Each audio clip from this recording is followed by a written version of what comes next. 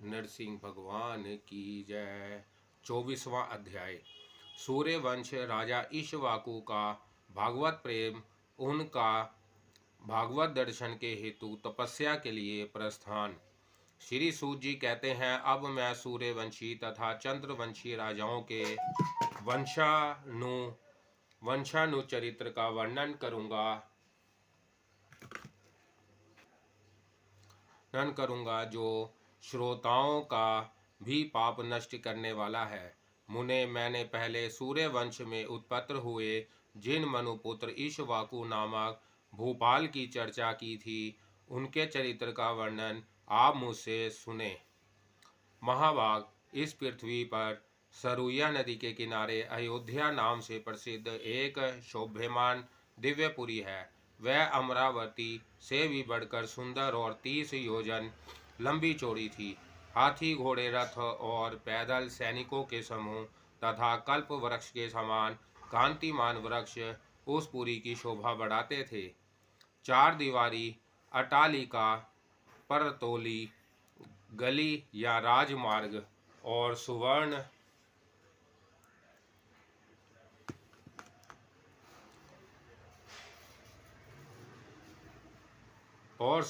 की सी कांति वाले फाटकों से वह बड़ी शोभा पा रही थी। अलग अलग बने हुए उसके चौराहे बहुत सुंदर लगते थे।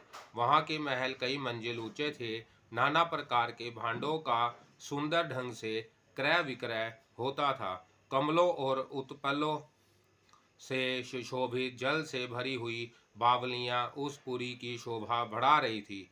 दिव्य देवालय तथा वेद मंत्रों के घोष उस नगरी की सी श्री वृद्धि करते थे। वीणा, वेणु और मृदंग आदि के उत्कृष्ट शब्दों से वह पुरी गूंजती रहती थी। शाल, ताल, नारियल, कटहल, आंवला, जामुन, आम और कैथ आदि के वृक्षों तथा अशोक पुष्पों से अयोध्यापुरी की बड़ी शोभा होती थी। वहाँ सब जगह नाना प्रकार के बगीचे और फल वाले वृक्ष पुरी की शोभा बढ़ाते थे। मल्लिका, मालती, चमेली, पाडर, नागकेसर, चंपा, कनेर, कनक चंपा और केतकी आदि पुष्पों से मानो उस पुरी का श्रृंगार किया गया था। केला, हरफा, रेवड़ी, जायफल और बिजोरा नींबू, चंदन की सी गंध वाले तथा दूसरे प्रकार के संतरे आदि बड़े बड़े फल उसकी शोभा बढ़ाते थे। गीत और वाद्यों में कुशल पुरुष उस पुरी में प्रतिदिन आनंदोत्सव मचाए रहते थे। वहाँ के स्त्री पुरुष रूप, वैभव तथा सुंदर नेत्रों से संपन्न थे।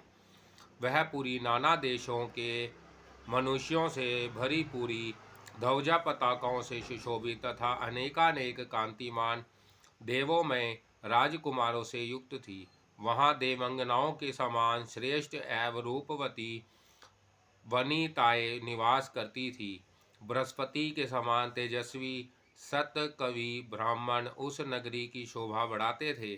कल्पवृक्ष से भी बढ़कर उदार नागरिकों और वैश्यों, ऊंचे श्रवा के समान श्रेष्ठ घोड़ों और दिग्गजों के समान विशालकाय हाथियों से वह पूरी बड़ी शोभा पाती थी। इस प्रकार नाना वस्तुओं से भरी पूरी अयोध्यापुरी इंद्रपुरी अमरावती की समता करती थी। पूर्व काल में नारद जी ने उस पुरी को देखकर भरी सभा में यह श्लोक कहा था, स्वर्ग की सृष्टि करने वाले विधाता का वह सारा प्रयत्न व्यर्थ हो गया, क्योंकि अयोध्यापुरी उससे भी बढ़कर मनोवांछित भोगों से संपन्न हो गई। इक्ष्वाकु इसी अयोध्या में निवास करते थे। वह राजा के पद पर अभिषिक्त हो पृथ्वी का पालन करने लगे। उन महान बलशाली नरेश ने धर्म युद्ध के द्वारा समस्त भूपालों को जीत लिया था। मणिक के बने मुकुटों से अलंकृत अनेक छोटे छोटे मंडलों के शासक राजाओं के भक्ति एवं भयपूर्वक प्रणाम करने से उनके दोनों चरणों में मुकुटों की रगड़ से चिन्ह बन गया था। मनुपुत्र प्रतापी राजा इक्ष्वाकु अपने रजोतिज तेज से इंद्र की समानता करते थे। वह संपूर्ण शास्त्रों के ज्ञान में निपुण थे। उनका बल कभी क्षीण नहीं होता था। वह धर्मात्मा, भूताल, वेद वेता ब्राह्मणों के साथ धर्म और न्याय पूर्वक इस समुद्र पर्यंत पृथ्वी का पालन करते थे। उन बलशाली नरेश ने संग्राम में अपने तीखे शास्त्रों से समस्त भूपों को जीतकर उनका मंडल अपने अधिकार में कर लिया था। ब्राह्मण प्रतापी राजा इक्ष्वाकु ने प्रचुर दक्षिण वाले यज्ञ और नाना प्रकार के दान करके परलोकों पर भी विजय प्राप्त कर ली थी। वह अपनी दोनों भुजाओं द्वारा पृथ्वी का जिह के अग्रभाग से सरस्वती का, वक्ष स्थल से राजलक्ष्मी का और हृदय से भगवान लक्ष्मीपति की भक्ति का भार वहन करते थे।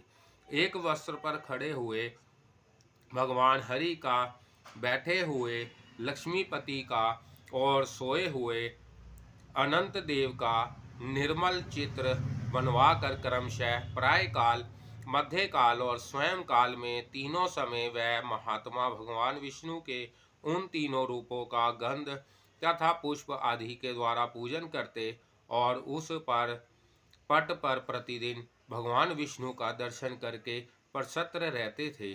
उन्हें स्वप्न में भी नागराज अनंत की शैया पर सोए हुए काले मेघ के समान श्याम वर्ण कमल लोचन पीताम्बरधारी भगवान श्री कृष्ण का दर्शन हुआ करता था।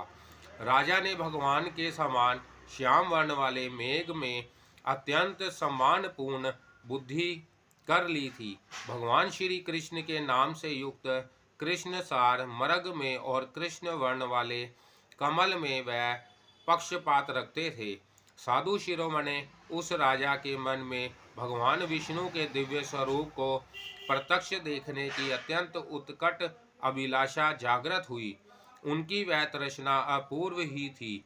जब उनकी तृष्णा बहुत बढ़ गई तब वह बुद्धिमान भूपाल मन ही मन सारे राज्य भोग को निसार सा समझने लगे। उन्होंने सोचा, जिस पुरुष ने गेह, स्त्री, पुत्र और श्वेत आदि दुखद भोगों को वैराग्य और ज्ञान पूर्वक त्याग दिया है, उसके समान बड़भागी इस संसार में कोई नहीं है।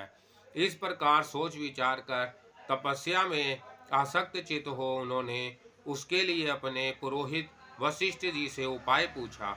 मुने, मैं तपस्या के बल से देवेश्वर अजन्मा भगवान नारायण का दर्शन करना चाहता हूँ। इसके लिए आप मुझे कोई उत्तम उपाय बताइए।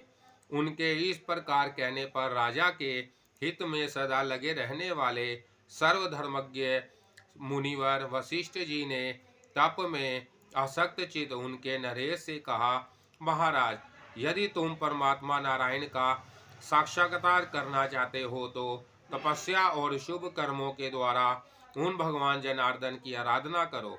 कोई भी पुरुष तपस्या किए बिना देव जनार्दन का दर्शन नहीं पा सकता।